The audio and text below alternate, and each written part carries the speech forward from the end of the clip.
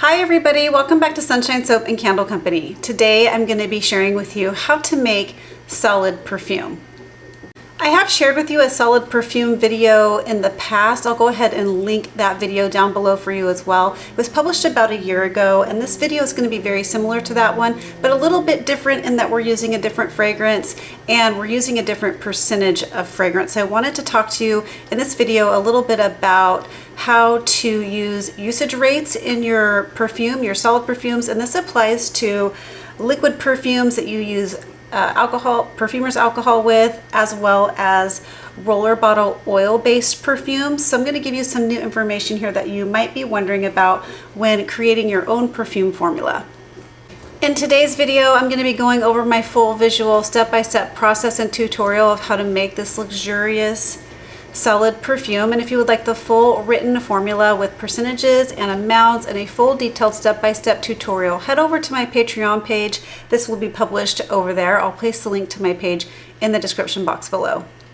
If you like perfume making or you're just getting started into it, you're going to love the content that I have here on YouTube, as well as the content I have over on my Patreon. So the library, or the collection of perfume tutorials and formulas, is growing over there. So now's a great time to check it out, because I have lots of perfume in the roller bottle, the oil-based ones, the sprayable perfumes that use alcohol, and also these solid perfumes. Now I have 2 of these, and also just some really good tutorial resource advice on how to create your own custom fragrance. So it's beginner friendly as well as a little bit more advanced. So I hope that you'll come check it out.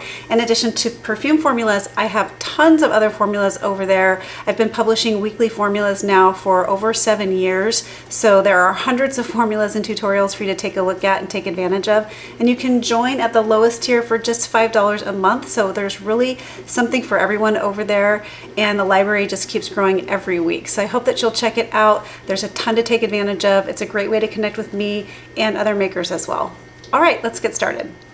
Okay, so the first thing you want to do is prepare your little containers. Get them ready to be poured into, because this formula does set up rather quickly. So you want these to be all ready to go. I just got these little, I think they're 0.7 ounce tins on Amazon, and they're so cute. They're really inexpensive, and they just give that real cute boutique look, making your jar just look really nice and finished. And these are, I have a link to these in my Amazon store, which you can find the link in the description box below.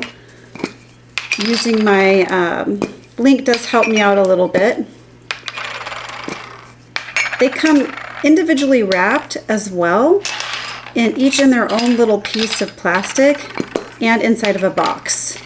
So they're just all the way around really good. Now I'm making a big batch of perfume today. Well, I'm making 3 kind of medium sized, 3 or 4 size kind of medium batches here, because I'm going to be restocking on my Etsy store and my Shopify and my website. So I'm going to bring you along for one new one today, and I'll be sharing everything that I'm using in this video today with you as well. So go ahead and set this aside once you get it prepped. And then it's time to weigh off your ingredients.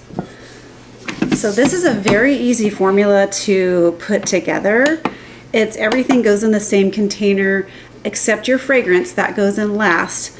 And then you melt down everything, then you add your fragrance. So the first thing I'm going to weigh off here, this is the base of our formula. I'm going to be weighing off some Cerebellina wax. Now, I'm using this in combination with beeswax.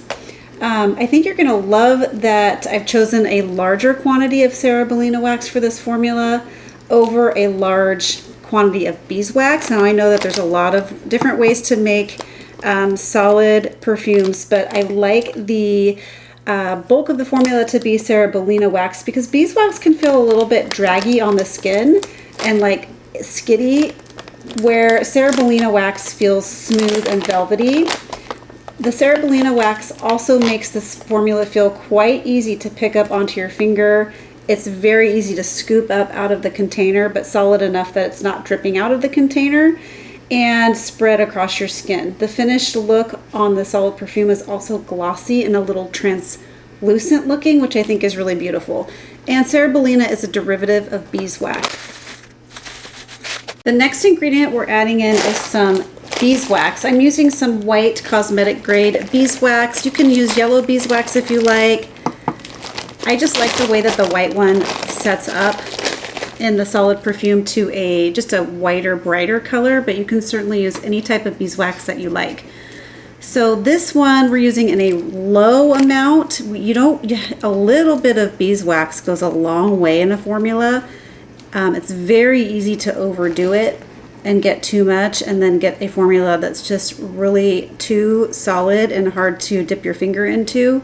And again, you can make it feel draggy on the skin. So both the beeswax and the Cerebellina wax are the hardening agents in this formula. This is what's going to create your solid foundation.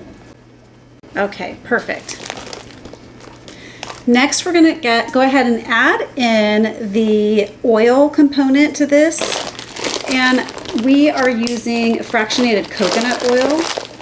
And I'll explain the reasoning for that. So fractionated coconut oil is a clear oil. It's a lightweight carrier oil. So for those reasons, I really do like it because it's lightweight, it's fast absorbing, which you want in a solid perfume. You don't really want the perfume oil to kind of sit on top of the skin. You'd rather like it to kind of absorb in and just give you a nice fragrance. Like if you're going in to give someone a hug or you're walking by someone, that they just get a nice little whiff of fragrance. So fractionated coconut oil is here for 3 reasons. It's lightweight, it easily absorbs into the skin, so it doesn't feel greasy. It also retains fragrance really well. So like I said, this is going to make it last a little bit longer on your skin. And also, fun fact with fractionated coconut oil is it does not have a shelf life. It has an indefinite shelf life, and that's the same with beeswax. So you're really getting a product that's going to last indefinitely. I mean, over time, sure, the fragrance could fade a little bit, but these ingredients are going to help retain the fragrance in as well. So fractionated coconut oil is used at the highest rate in this formula. I said Cerebellina was the bulk, but Cerebellina is really the bulk of the solid material is what I meant, where the fractionated coconut oil is the bulk of the formula.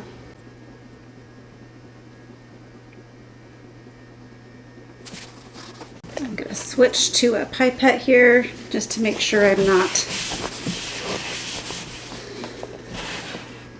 getting too much out of this big gallon size here.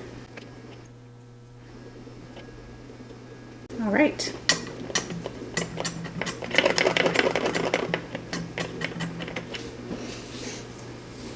What we're going to do with this pitcher here is melt everything down, and then I will bring you back when we're ready to add in that beautiful fragrance oil and talk to you a little bit about usage rates and why I'm using the usage of fragrance that I'm using in this, and a little bit more about that. Be right back. All right, while my solid perfume is melting down the base, I'm going to go ahead and weigh off the fragrance that we're using. Now, you guys know from my previous videos, if you've watched any of those, that there are lots of ways to make perfume. You can make perfume note by note with aroma chemicals and essential oils and fragrance oils. You can build it all yourself. I have a video on that as well. Or you can use pre-blended fragrance oils or fragrance accords. So today I'm going to be using this beautiful fragrance oil to make my perfume, and this is called the Coffee Plus Rose. This is from Black Tie Barn, and coffee and rose smells amazing. This is going to be a great boutique fragrance to add to my Etsy store, so I'm very excited about it. I've been thinking for a long time. I tested it in a small batch of solid perfume and I really like it, and I've been thinking for a long time. As soon as I opened this one, I thought, wow, this would make a wonderful perfume.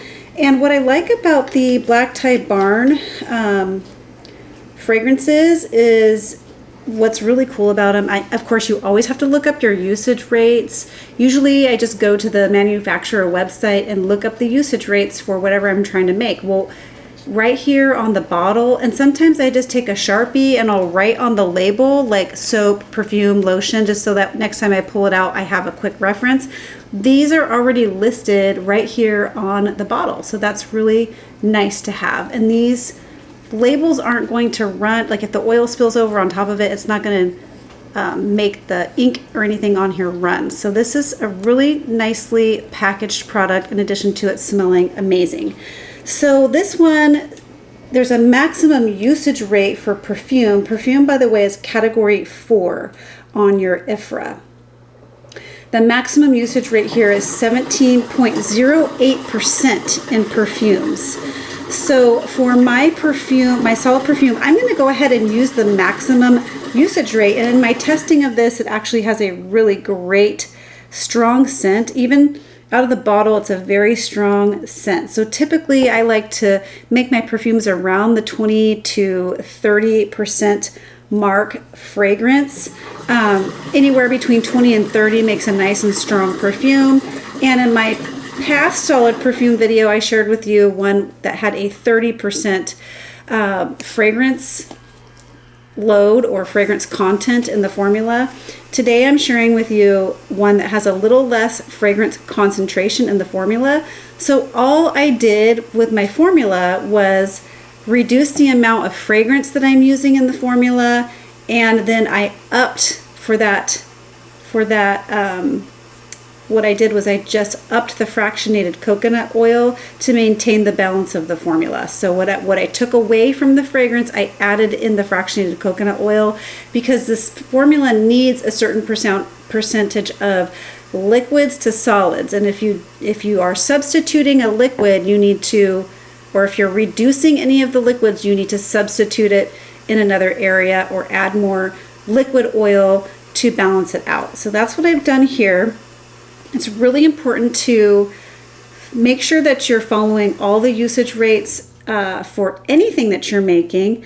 So anything that you're making, soap, lotion, shampoos, household cleaning products, anything that you're making that's going to have contact with your skin, you're going to want to look at those usage rates and make sure you're following it for that particular category. So again, perfume is category 4. This one is a 17.08%, which is pretty close to 20%, by the way, but it really doesn't need it to go more than that. It's a very strong fragrance. So coffee plus rose kind of sounds like, oh, that might not initially go together, but I'm telling you, it's the most interesting and boutique smelling fragrance. And I would say that this one smells a lot like, well, you're getting kind of that pop of fresh. I would say it's kind of like a tea rose right off the bat, but it's also kind of like a sugared tea rose, if that makes any sense. It's almost like if you've ever had rose flavored Turkish Delight, where you get that beautiful kind of, if you smell a rose flavored Turkish Delight candy, it's like that fresh pop of rose, but then it's got that powdery kind of sugared note on the top. That's what the rose in here reminds me of. Floral and sweet, and then it's got an undertone of like dark espresso that really kind of balances out and anchors the sweetness of this fragrance, and diluted into soap or perfumes or lotions, it actually smells very well balanced. It's just an interesting one. If you haven't tried this one, definitely give it a try. So I will have to come up with a unique name of some sort. I definitely won't be calling this coffee and rose, because I think that could give off the wrong impression. So I'm going to take a look at the scent notes and then decide to give it some sort of nice boutique sort of name. So last year, just trying to make sure I get the proper amount weighed off here. Last year my solid perfumes did really well, and I haven't restocked them in a while, so I'm making again a big load of them today in different fragrances, and this is just one that I'm bringing you along for, and just kind of sharing with you the difference between usage rates and how to handle that when you come across something. If you're used to using a certain percentage of fragrance in your perfume oils, you can adjust that. Now, if you come across something that's like 2% safety in perfume, like, in my opinion, that's not really rated for perfume. All right, we're not quite melted down here yet, but just a little bit more about usage rates. You never want to go above the maximum usage rates in anything that you're making, and those are they're rated for safety. So if you go above the usage rates that are listed, you risk irritating your skin or other people's skin. These are rated with safety markers for each product.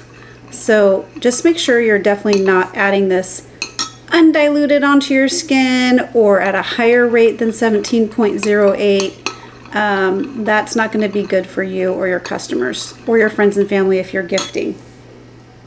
Also, I'm going to be adding a little bit of color to this one. I think this Magic Beans mica from Mad Micas is a really beautiful color, and it goes good with this fragrance, but I'm also adding a little bit of fragrance in here because, I'm adding a little bit of color in here because fragrances with vanillin or vanilla can turn your solid perfumes brown. In fact, they can start by turning the surface a little bit brown, or you'll see sometimes after time when you open the lid that you'll get a little discoloration around the edges or patches on the top, and it can be a little unsightly for customers, especially if they don't understand that that's just a natural process from the vanillin is going to discolor your solid perfumes as the solid perfume is exposed to light and air. So taking the lids off, on and off over time, and usage of it will eventually turn it a little bit brown with fragrances that have vanillin. This one has a lot of vanillin in it. So I'm putting this directly into the fragrance to disperse it first, but I want to just kind of even out any discoloration that may happen over time. I think that just makes for a more aesthetic product, and your customers won't be confused about why there's some browning going on. So just something to note when you're using fragrances with vanilla. And same goes with alcohol-based perfumes. It's not something I've really noticed in my roller bottle perfumes because they really aren't exposed to the air. Once they get inside of a roller bottle, it's kind of airtight. But your alcohol-based perfumes will also turn darker. That's why sometimes when you look at different perfumes that have different fragrances, some of them are darker than others because of the vanillin content, most likely. Okay, so we are all melted down. Just for your reference, the beeswax and the cerebellina wax have a high melt point, and the fractionated coconut oil can actually get very hot without damaging it. So you're going to want to melt this till it gets to about 165, 168 degrees to get it fully melted down. I find that easiest to do in the microwave in short bursts. You can do it in a double boiler system if you like, totally up to you. I find it a lot easier to do it in short bursts in the microwave, taking it out and stirring between bursts. And even then, when I add in my fragrance oil, we may need to warm it back up if it tries to set up. It likes to set up very quickly. So here goes the fragrance oil plus colorant, continuing to stir as everything gets poured in. It definitely will not set up as dark as it looks right now in its melted form. We're going to get a nice kind of probably shimmery kind of beige looking color when it's all set up. Perfect. So all I'm going to do is now grab my tray with my already prepped containers here and just start pouring very slowly and carefully into my tins. I'm not pouring to the very top. I'm trying to stick it right around to that. There's a little lip on the interior. I'm sort of pouring to that lip because I'd like to keep these closer to a 1/2 ounce. Of course, if I have left over, I'll just, which it looks like I'm going to, I'll pour to the top of each one and then grab more if I need. I kind of forget how many these fill up here.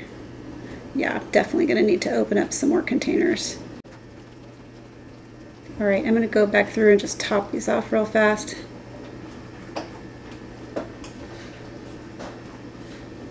It says 0.7 ounces on the package, but I honestly think these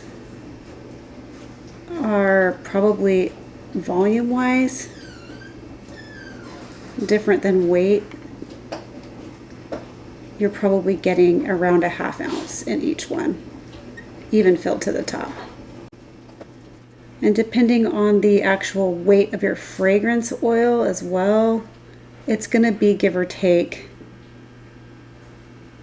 1 or 2 containers. All right, let me go grab a few more containers to finish this off. All right, they're all poured off now. So this formula with this particular fragrance oil fills up 16 of these little containers. So I'm going to allow these to set up and I'll show you what the finished product looks like. All right, everyone, they have now completely set up. Well, most of the way. They're still a little bit warm, but here's the coffee and rose one that we made over here. I think the color turned out really beautiful.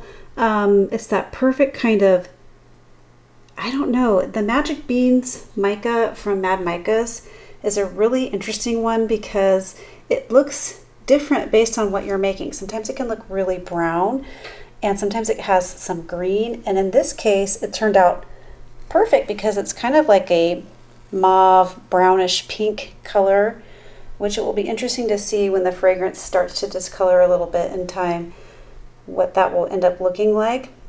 But then I have another one here that I made, and these are all 3 made with a different percentage of fragrance to the rest of the ingredients, just depending on those usage rates like we talked about.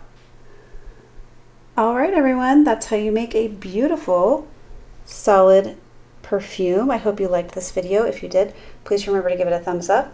Please remember to leave me some questions and comments below. That really means a lot to me. Share this video with a friend, and why not subscribe to my channel? All right, everyone, catch you on the next video. Bye. Keep shining.